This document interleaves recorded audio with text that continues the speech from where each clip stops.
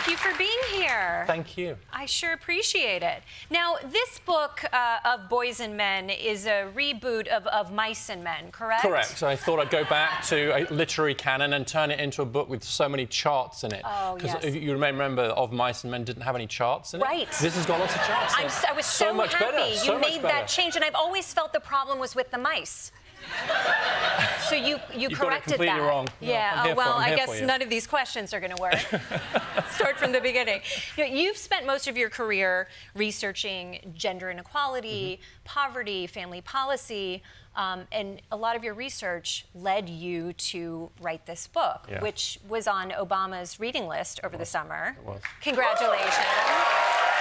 No big deal. Thank you.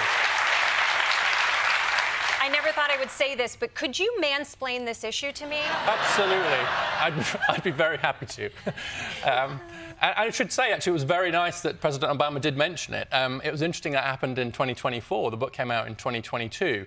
I am not going to criticise President Obama right here. Well, he's never been on trend, okay, right? Fine. So, yeah, but no. I just wondered if it took a little bit of a while for the subject area to become almost one that he could talk about publicly, because I think part of the problem here, and this is where I'll start mansplaining, Please. Is that I think a lot of people, especially women, feel like to talk about the problems of boys and men somehow means you've joined the other side, that somehow that means you've turned against women, that somehow to support women's rights and women's concerns about healthcare or the pay gap or the lack of women in politics means that you then can't care about how your son's doing in school, about your brother's mental health issue, or about your husband's job. And that is insane.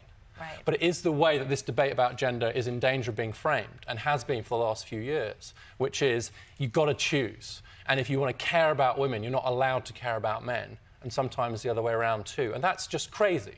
But I think it's part of the problem. And so the book and the work, in some ways, I think I saw too many people who were talking about the issues of boys and men, doing so that led them almost immediately to say, and I know who's to blame, the women. The feminists. So, if I'm struggling, it's because you're sitting there, right? It's because you're doing better. And that whole zero-sum frame, I think, is just getting in the way of a better conversation about it, because most people are perfectly capable of thinking two thoughts at once. Right. They can worry about women and they can worry about men, right? But that's not where we are right now. I'm glad you addressed it, because I think there is that feeling among feminists, particularly in this moment in time when reproductive rights are in peril, and there's the equal pay and all kinds of things. Women are not the feeling, the immediate gut reaction is, well, let me grab the world's tiniest violin. Like, so sorry. Or roll your eyes a bit. Right, or roll your eyes a little bit. But you're absolutely right, and the two things can be true at the same time. Yes, and I get that feeling. I think it's actually important not to dismiss that feeling. I think that anybody who doesn't find this a slightly difficult conversation, like how do we talk about the rising suicide rates among men, the falling wages among men, the troubles that boys are having at school. How do we do that in a way that makes sure that we don't in any way let up the work we still need to do for women? So I get that. I think it should be a difficult conversation. Yeah. But just because it's difficult doesn't mean we shouldn't have it. Right. Because someone's having it. Right. And they're having it online. I'm afraid that the discomfort that many people have had because of their support for women in just acknowledging that there are lots of ways in which a lot of men, especially young men, are also not doing great today. Just failing to acknowledge that, it leaves a massive open space for a bunch of other people to come along, possibly online, and say, you are struggling, that's the women's fault, come to my website or vote for me or whatever. And so the neglect of male problems is not good, not only not for men, but in the long run, it's not good for any of us either. Yeah. It just creates a massive vacuum. Absolutely. In our culture and in our politics. And so I'm very frustrated. I understand the hesitation, but unless you go past the hesitation and have this kind of conversation, like the fact that we lose 40,000 men a year to suicide in the US now, and that it's risen most among young men since 2010, the fact that that's a problem doesn't mean that the gender pay gap isn't also a problem. Right. And I'm sorry, but anybody who says I have to choose between caring about those two things and I'm only allowed to care about one of them is no one's friend. And I don't care if on the left or the right. Right? Yeah. We have to rise together.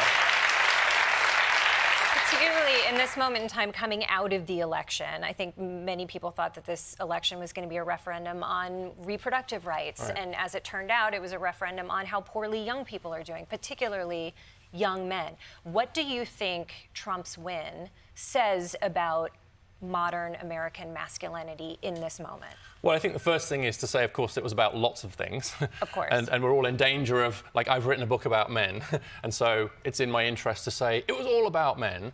I don't think it was mostly about that, but to the extent we saw a big gender gap among young people, especially in voting. So we saw young women move a little bit to the right, but young men moved a lot to the right in this last election. It's the biggest gender gap we've seen in that generation.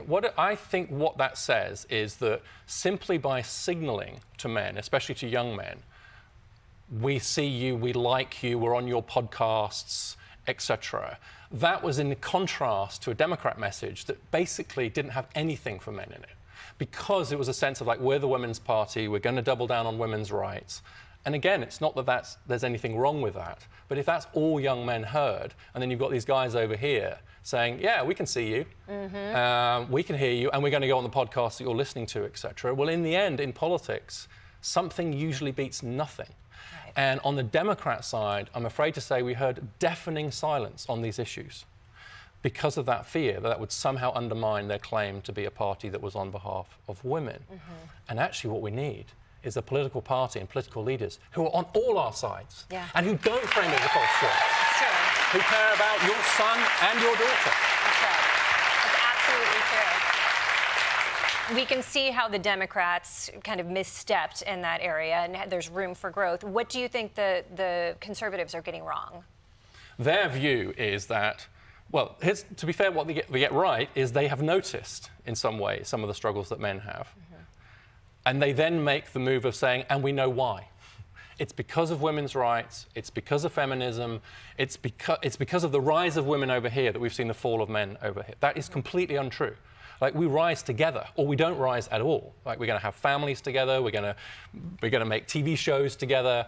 As a society, we can't flourish if either men or women are floundering. We need both to do well. And so what the Conservatives do is identify the real problems in many cases of boys and men, and then completely falsely and inaccurately say that's the fault of women or the rise of women, and so we have to go back. And so the problem is that so many people feel like there's a right, a reactionary right, that says we need to go back to the way it was when your father was around, your grandfather. Let's go back. Make America great again. Let's make America male again, right? Let's bring back the breadwinner male and women who know their place and all of that, because it was kind of simple then. So they hearken back. But on the left, there's a sense of, like, well, actually, maybe we don't need men, maybe men are toxic, and so maybe you should be more like your sister. And actually, if men are given the choice between becoming their father or their grandfather and becoming their sister, then no wonder they're lost. And so we have to find a way to talk about masculinity and men and what's happening to them in a way that is entirely compatible with gender equality, that doesn't give any ground at all on what we need to do for gender equality, but also doesn't say, and I'm afraid people do this, they say men don't have problems, men are the problem. And if we continue to just see men as problems, rather than also having problems, then it's going to be a very, very difficult time for us over the next few years. You have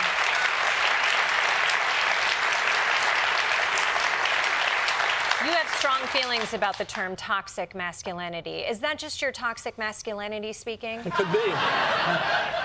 It's very hard to know, isn't it? It's impossible we have to know. find somebody. Well, I didn't used to be so against it.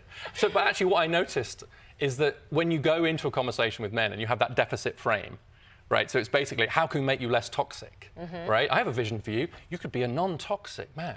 That's not very inspiring. I've raised 3 boys to their 20s, and I hope I did a better job of saying, in the future, boys, you might be actually not poisonous. Wouldn't that be amazing? It's such Fair point. So it pushes men away from a productive conversation. You put those 2 words next to each other. And it also has now become so broadened as a term. It used to be used in a very specific way around crime and so on. And it basically didn't exist before 2016. Like, the term, no one had heard the term before 2016. And of course, we kind of know why it might have come in 2016. I wonder what happened in 2016 to inspire that. Well, actually, one thing happened in 2016 is that I become a US citizen. Oh, so congrats! what a time in America. And I think we can all agree how great things have gone. Yes, thank you for that. I came here, so I'm a UK background. So it drives men away. But actually, more fundamentally, I think that it gets us into a place where we are just saying, how can we take out the bad stuff from men? And that's in no way, of course, to say that we don't need men to kind of do better and step up. But I think that the idea that masculinity itself might have something kind of wrong with it is intellectually wrong, but also politically incredibly dangerous. If you want people to really lean into an identity, what you do is you pathologize it. What you do is you say something wrong with being that, and then watch what people do. And so if you want men actually to think less about their masculinity, parade their masculinity less, perform their masculinity less, don't talk about it as toxic. That's a recruiting sergeant for the reactionaries if you do that. So it's an incredibly ineffective, and I actually think now an offensive term, and we should simply stop using it. Will you walk us through your girls rule, boys drool theory in your book? I don't think I call it that, do I? Well, I think that's how I read it. Is that how you read it? I read it. Girls rule, boys drool. Okay, Okay, maybe it was just technically girls rule chapter. I think you're woman-splaining my book. I might be woman-splaining your book. Tit for tat, tit for tat. But yeah, so in the education system now, we have huge gender gaps favouring girls and women. That's relatively new. I mean, that's happened in the last 20, 30 years. Yeah. But now, if you look at high schools, like the top 10% of high school students, 2/3 of them are girls. There's actually a bigger gender gap on college campuses today in the US than there was in the 1970s, but it's the other way around. Right? So we're 60-40 female-male now on college campuses. And I think a big part of the reason for that is, I'll use your language of rule and drool, which is that, like, as every parent can tell you, on average, boys just grow up a little bit later. They mature a little bit later, and I'm not pathologizing them for that.